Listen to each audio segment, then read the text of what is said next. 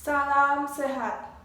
Perkenalkan, nama saya Nukomang Sri Rahayu dengan NIM 070 kelas 2B Prodi Diploma 3 jurusan Teknologi Laboratorium Medis. Yang terhormat Ibu Diana Putri selaku dosen pembimbing mata kuliah komunikasi serta teman-teman sekalian yang saya banggakan.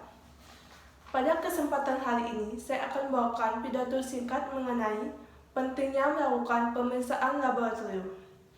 Sebelum itu, izinkan saya mengaturkan puja dan puji syukur pada Tuhan Yang Maha Esa karena atas rahmat beliau, saya, ibu, dan teman-teman sekalian masih berada dalam lindungannya dan dalam keadaan sehat walafiat. Hadirin yang saya banggakan, pemeriksaan laboratorium merupakan suatu prosedur atau tindakan dengan mengambil bahan atau sampel dari pasien dalam bentuk darah, urin, sputum, dan masih banyak cairan tubuh lainnya guna untuk mendeteksi suatu penyakit atau menegakkan diagnosa penyakit. Selain itu, pemeriksaan laboratorium juga sebagai ilmu terapan untuk menganalisa cairan tubuh dan jaringan untuk membantu petugas kesehatan dalam menganalisa atau mendeteksi dan mengobati pasien. Adapun manfaat yang bisa kita peroleh jika kita rutin melakukan pemeriksaan laboratorium yaitu yang pertama sebagai penunjang dalam menegakkan diagnosis penyakit, yang kedua menemukan kemungkinan diagnostik yang dapat menyamarkan gejala klinis, yang ketiga membantu memantau perkembangan penyakit, memantau perkembangan pengobatan, yang keempat sebagai screening atau uji saring. Oleh karena itu, pemeriksaan laboratorium perlu dilakukan sedini mungkin atau segera mungkin setelah dokter mendiagnosa suatu penyakit, karena lebih baik mencegah daripada mengobati. Selanjutnya, saya akan membahas mengenai jenis-jenis laboratorium.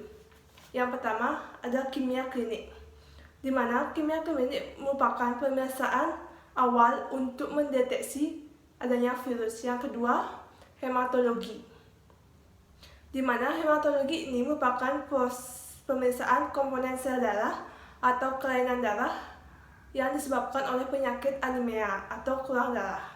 Yang ketiga, imunologi, di mana imunologi ini berperan dalam mendeteksi awal adanya virus, membentuk status imun, dan juga menguji antibodi. Yang keempat adalah mikrobiologi, berperan dalam pemeriksaan laboratorium terhadap sampel darah, urin, feses, sputum yang bisa dilakukan dalam alat mikroskopis. Yang kelima, patologi, merupakan pemeriksaan bedah menguji organ, janin, tumor, dan jaringan lain yang dibiopsi pada bedah seperti mastektomi payudara. Hadirin yang saya banggakan, perlu kita ketahui bahwa sebelum kita melakukan pemeriksaan laboratorium, kita harus mematuhi yang dianjurkan oleh dokter kepada pasien. Yang pertama, pasien diharapkan melakukan puasa selama 12-14 jam tergantung jenis pemeriksaan. Yang kedua, selama puasa, pasien tidak diperbolehkan makan dan minum kecuali air putih. Yang ketiga, pasien diharapkan dapat menghindari merokok, minum kopi dan teh, alkohol, karena dapat mempengaruhi hasil pemeriksaan. Yang keempat, jangan melakukan aktivitas berat sebelum pemeriksaan seperti olahraga. Yang kelima, pasien dianjurkan untuk tidak stres selama pemeriksaan berlangsung. Yang keenam, pemeriksaan atau pengambilan darah sebaiknya dilakukan pada pagi hari sekitar pukul 7 pagi sampai 9 pagi. Karena di pagi hari basal tubuh kita belum melakukan banyak aktivitas. Mari kita melakukan pemeriksaan laboratorium. Karena pemeriksaan laboratorium tidak hanya untuk orang sakit saja, tetapi individu yang sehat juga bisa melakukannya. Jika kita rutin melakukan pemeriksaan laboratorium, kita akan banyak memperoleh manfaat, salah satunya yaitu kita bisa mengetahui penyakit apa yang ada pada diri kita sendiri. Saya berharap para hadirin yang saya hormati dapat mengetahui pentingnya melakukan pemeriksaan laboratorium. Selain itu, saya juga berharap semoga video ini dapat bermanfaat bagi para pendengar.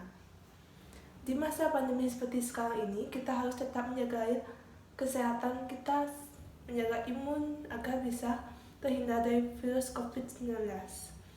Patuhilah protokol kesehatan 3M, menggunakan masker, menjaga jarak, mencuci tangan atau hand sanitizer. Dan jangan lupa olahraga. Semoga pandemi segera berakhir dan kita bisa melakukan perkuliahan sebagaimana mestinya di kelas masing-masing dan bisa berkumpul bersama-sama di kampus Poltekkes Denpasar. Akhir kata, saya tutup dengan mohon maaf jika ada kesalahan kata yang kurang berkenan. Terima kasih atas partisipasinya. Salam hidup sehat.